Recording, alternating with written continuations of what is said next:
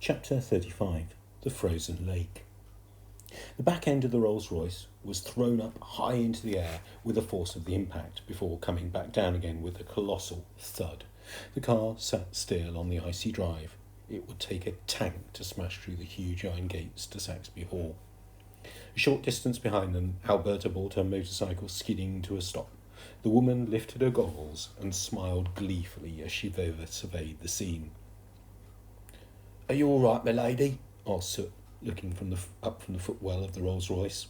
Stella was still sat in the driving seat, but she had hit her head on the steering wheel, and now all she could see was stars. "Yes, I'm just dazed, that's all." Astride her motorcycle, Alberta looked devilishly pleased with herself.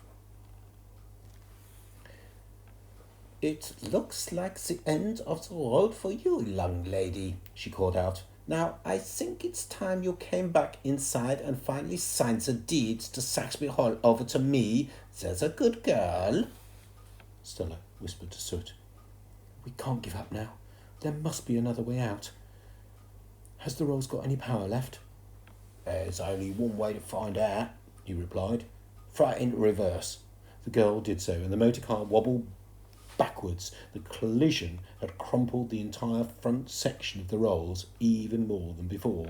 The grille stayed lodged in the gates, but the engine was still coughing and spluttering away. Alberta's smile turned to a scowl as she realised her niece still had some fight left in her. "First," shouted Sir. Stella changed gear, and the Rolls rattled off, with Alberta in hot pursuit. Vroom! The Rolls sped around the vast grounds of Saxby Hall, with a motorcycle not far behind. The thick covering of snow was now being thrown up into the air by the spinning wheels of both motor vehicles. Stella tried twisting and steering the wheel from side to side in an effort to spray snow into Alberta's path. However, this did very little to stop the evil woman from gaining on them. Alberta's motorcycle had special snow spikes fitted to the tyres, which kept it dead on course. "Stop her!" ordered Aunt Alberta. Wagner clambered out of the sidecar and onto his mistress's shoulder. For a moment, they looked like a motorcycle display team before Wagner launched himself into flight. The Great Bavarian Mountain Owl can reach speeds of up to 100 miles an hour. Wagner shot off into the sky. As the motorcar sped on, Stella looked up out of the window to see where the owl had gone. Then Wagner landed with a thud on the bonnet of the Rolls, his huge feet denting the metal. The owl looked straight at Stella, his wide chest completely blocking her view.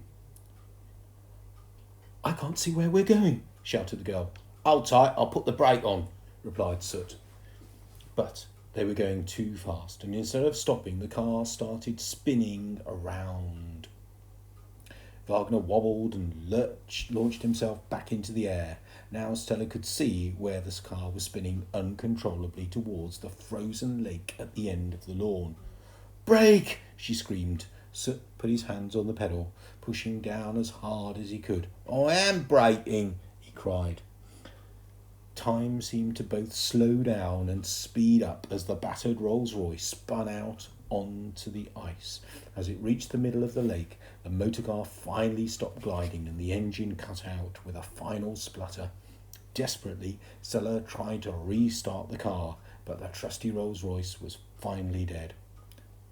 Alberta stopped her motorcycle at the bank and switched her engine off. Wagner flew back onto her leather glove. The silence was like thunder.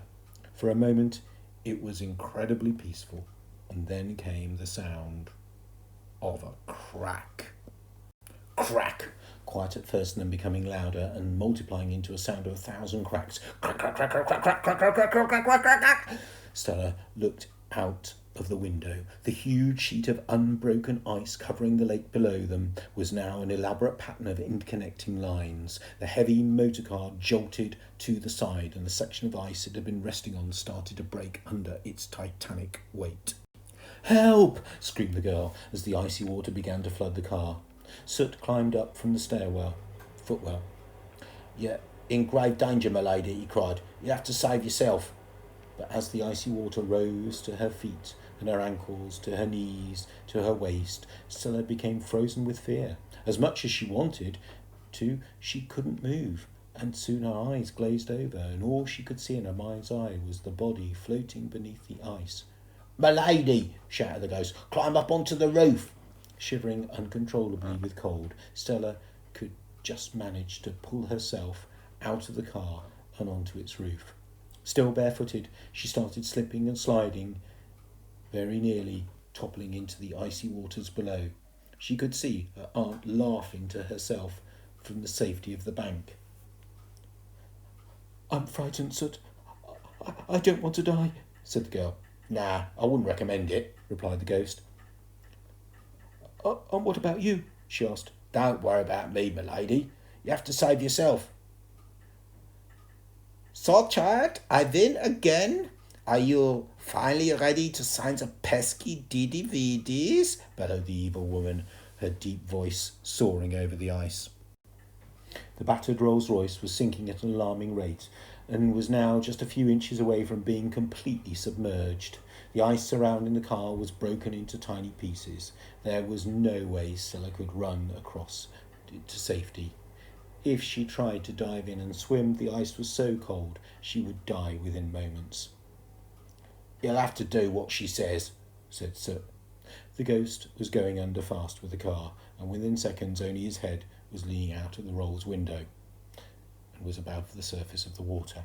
As the cold water rose up his body, his ghostly form almost seemed to evaporate into the water. "It's your only hope." Stella, still balanced on the car's sinking roof, was up to her knees in icy water. "Well, Stella," bellowed Aunt Alberta, "what's it to be?" I'll sign the deeds," Stella shouted back. "Now, that wasn't too hardy-wardy, was it?" mused her aunt. "Wagner, bring her to me." The giant bird took off from her hand once more and swooped over to the ice. Just as Stella was up to her chest in the frozen lake, the owl's talons lifted her upwards by her shoulders, and soon they were flying through the freezing morning air. "Be careful, milady," called the ghost. The girl looked back at Soot, and the once beautiful Rolls disappeared into the lake until his little ghostly cap, floating on the water, was all she could see of him. "No!" cried the girl. Wagner dropped the tearful girl on the lake shore at her mistress's feet. Freezing, dishevelled and broken, Stella lay on the ground. There was no point fighting any more. She didn't have the strength. Aunt Alberta had won. The wicked woman looked down at this wretched creature shivering in her soggy nightdress, her face stinging with tears, and chuckled to herself cruelly. "I knew you would come round to my way of thinking in the endy-wendy."